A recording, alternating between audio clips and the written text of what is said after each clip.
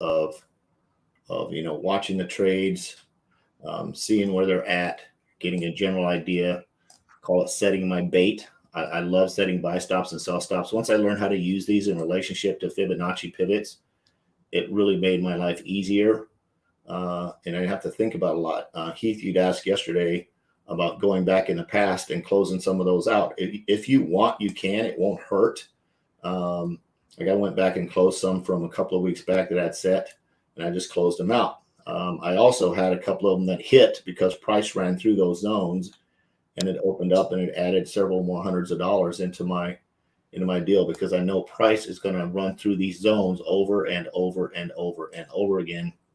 The US 30, if you go look at its history, it's got a high somewhere and it's got a low somewhere, and price is always going to be somewhere between that high and that low for the rest of history, unless something crazy apocalyptic happens in the market and price decides to bail out of one of those zones and set a new high or set a new low. But then you still got price coming into those zones again. So it's just a matter of sitting and waiting and watching. Sitting and waiting, watching. Let me turn off this cloud because I got too much junk going on here. So you see how price is coming back. Came back to my EMA. Just loves. It's like a magnet. It's like a magnet in here.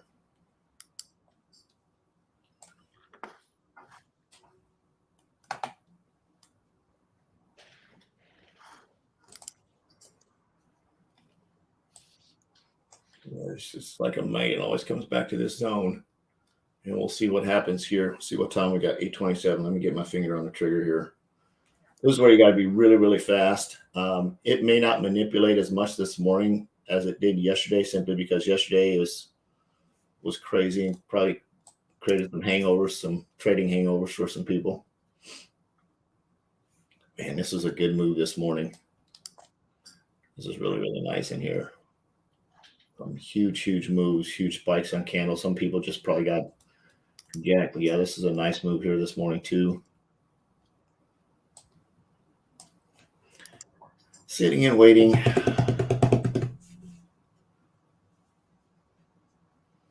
Sitting and waiting. Sean, how's your week going? Busy.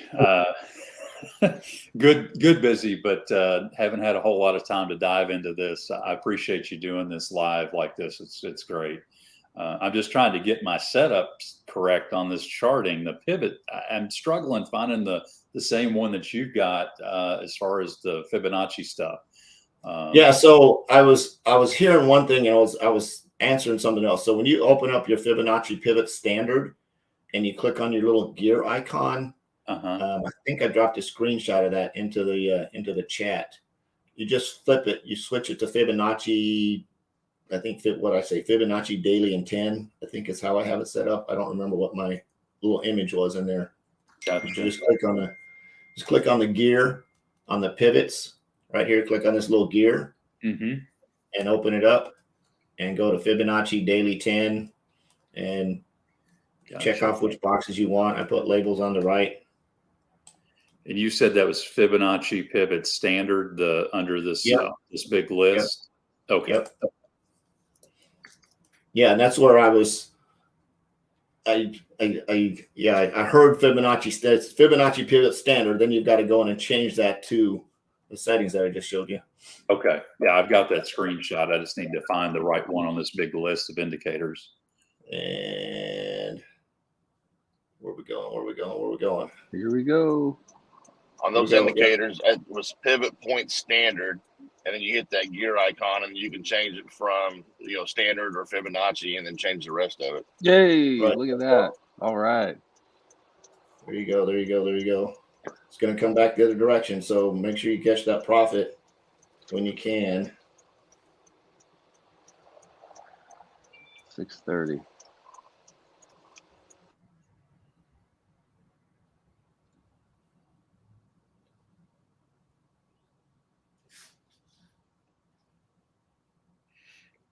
Ooh, it's flying. Yeah. There's a manipulation. We'll see where it goes.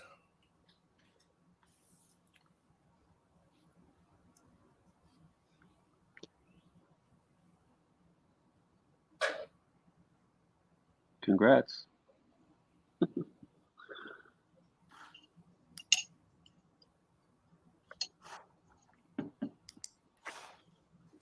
Dang it, closed it too late.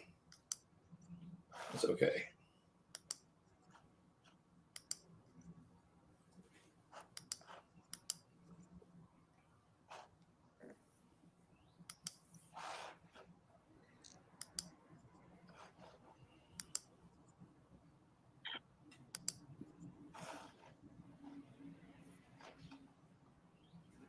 So it's my time, 33 seconds. So you notice it's hanging out at that EMA.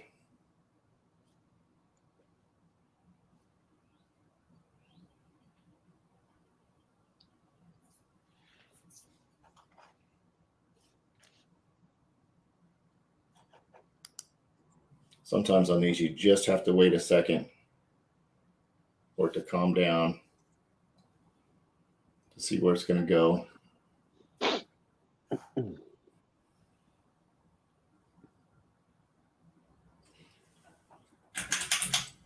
Whew.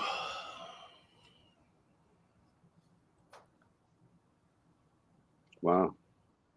There you go.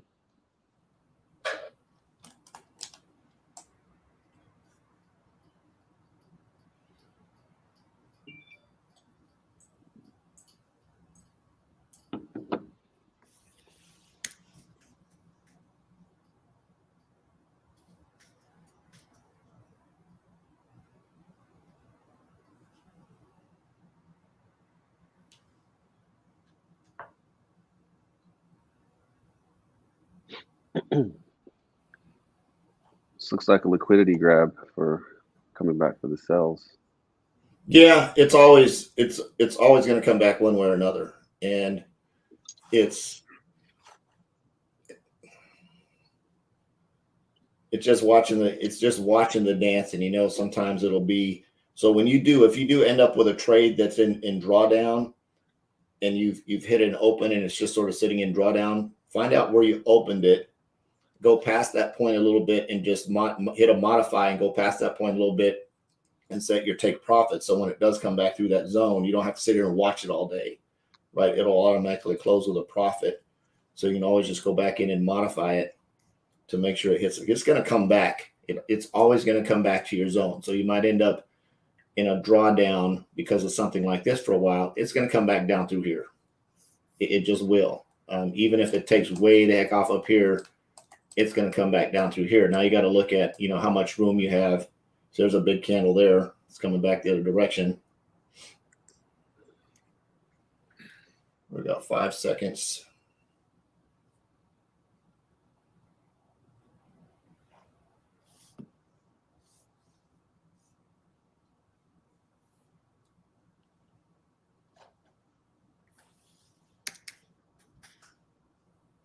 And yeah, there's just got a lot of manipulation going on right now.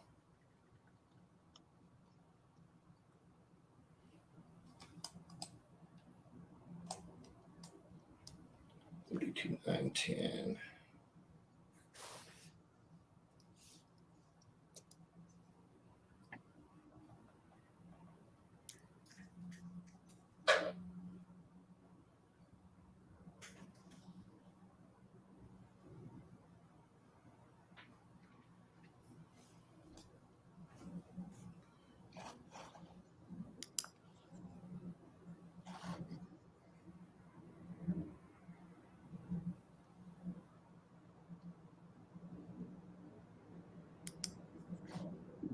Mm. 32 and 30.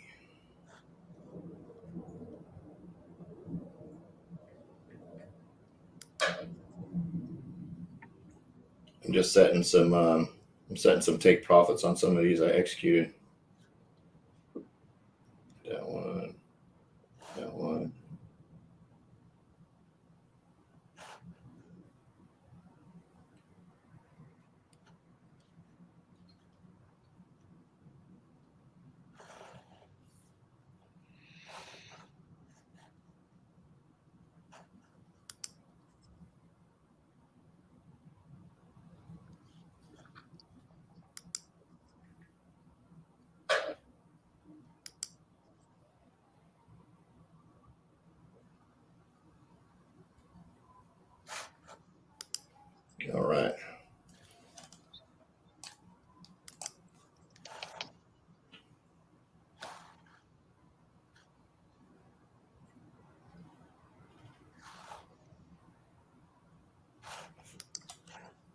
And you notice, Brian, see my orange, see how price sort of came back to this. There's something going on in the zone back this way somewhere that's having price come up into this area and just sort of hang out and sort of turn around and come back in that direction. It's coming back towards my EMA. It's hanging out here. Price is eventually going to come this way, and then it's going to either turn or it's just going to take off and head to the roof. So we will see what happens. But I went in and set take profits on all of those that I executed. So when it does go through those zones, I don't have to sit here and try to hit the trigger on every single one of these.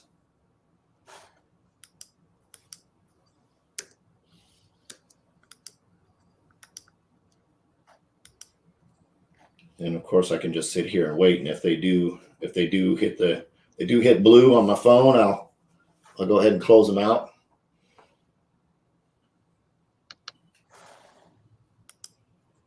It's just horrible that you just have to sit here and work for an hour to 90 minutes. Once you get good at this, some days aren't perfect.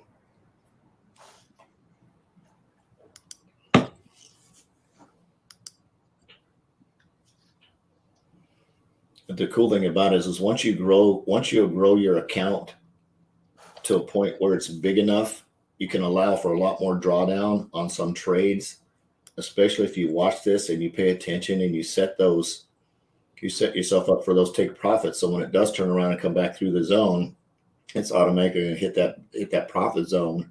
Sometimes maybe even just backing your take profit off a little bit. So when it comes through, it closes out the trade, and you still end up in a profitable position. Here you go, these guys. Just got to bust below that EMA, and then it's going to turn around. It's going to come back the other direction. But you can see my MACD down here. Everything's hovering at my zero. Right on the MACD. Everything's sort of hovering around my zero zone down here. It's just trying to do a hard break. Trying to do a hard break below that zone.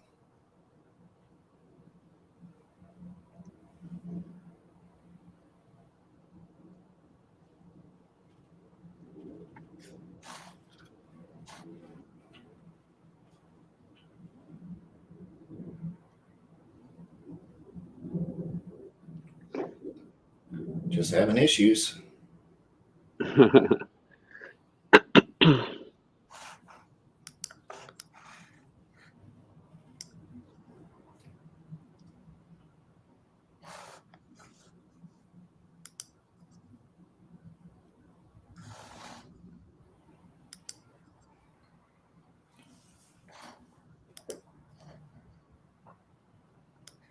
Let's see how she breaks below this.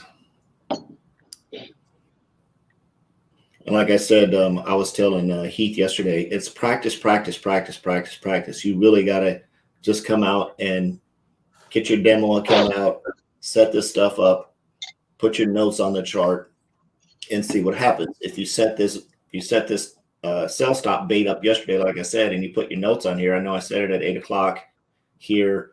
I can come back in, I can take a look at this and see where my supply zone was, where my pivot zone was. I can take a look at this, and history leaves clues. I can go back and look at all of the stuff I set. And then of course I can come back in and look at the chart where the news hit, and I can make a note on that says news announcement, blah, blah, blah, blah. That gives me a good idea that a lot of times certain news announcements, I could actually probably take that and copy and put it on my chart and save that and say this news announcement, this type of news announcement caused this manipulation to happen, right? It's learning history. How does the news, how does the economy, and not everything is the same all the time. Sometimes you think it's going to hit and it does nothing. There was quite a bit of manipulation in the market yesterday before that price took off and headed to the basement.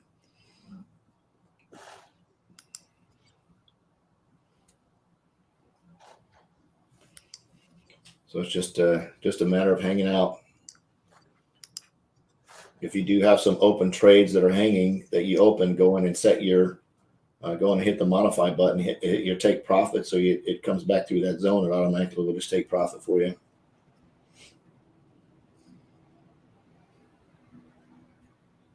And this is the part where you just have to sit and wait, sit and wait, and sit and wait.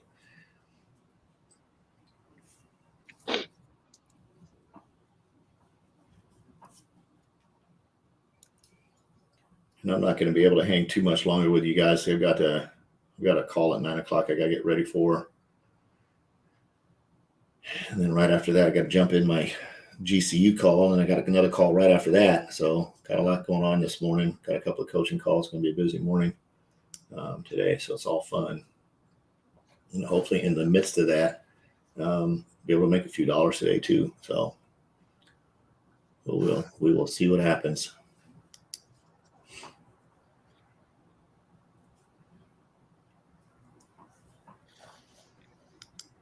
Sean, where do you live?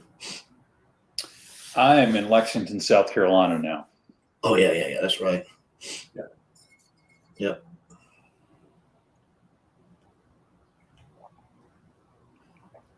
Been here since October. So. Yeah, you moved from Kentucky, right?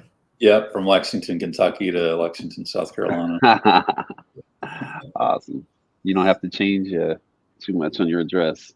No, it just gets messed up now. So. Where are you at, Brian? I'm in just outside of Los Angeles, California. Oh, wow. Okay. Early out there. Yes.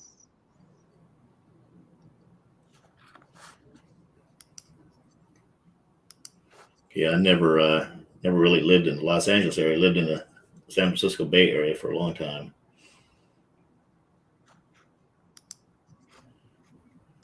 Gents, I'm going to jump off here. Thanks, Coach, for putting this on. I appreciate it. You bet. See you guys. All right. Have Have a good day. You too.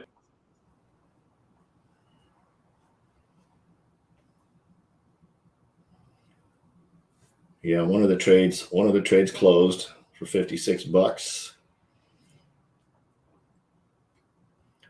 We'll see where this one heads.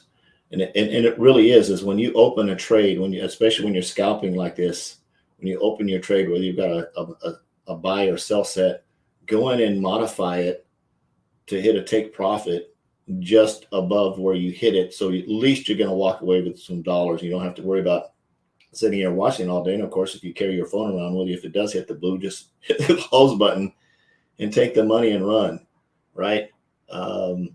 It's better to have some money than no money, right?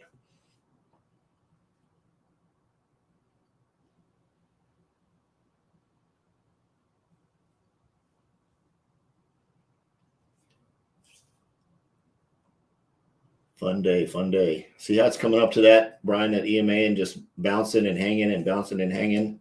Yeah. Let's see what my cloud's doing here. See how flat the cloud is? It's going to do this for a while, right? Remember, the cloud out here is running at 26 periods ahead. So that's basically half an hour from now, right? Give or take a few minutes. So because we're on the 1 minute chart. So this may just do this. It may just do this for a while today, which some days are like that. It may just do this till like 10 o'clock. I don't know if there's more 9 o'clock news today. Let me go see if there's some 9 o'clock news. Let's see. Fed Chair Powell testifies. Oh God. Yep, that's what did it yesterday. Yeah. Yep, that's exactly what did it yesterday. And he's testifying again at 9 o'clock.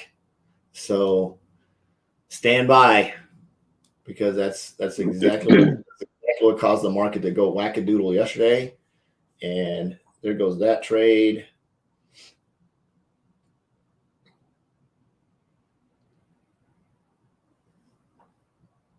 Got a lot of manipulation on there waiting on that 9 o'clock news. I got to bounce. Okay. I will see you guys later. Have an absolutely awesome day. Have a good one, All right. guys.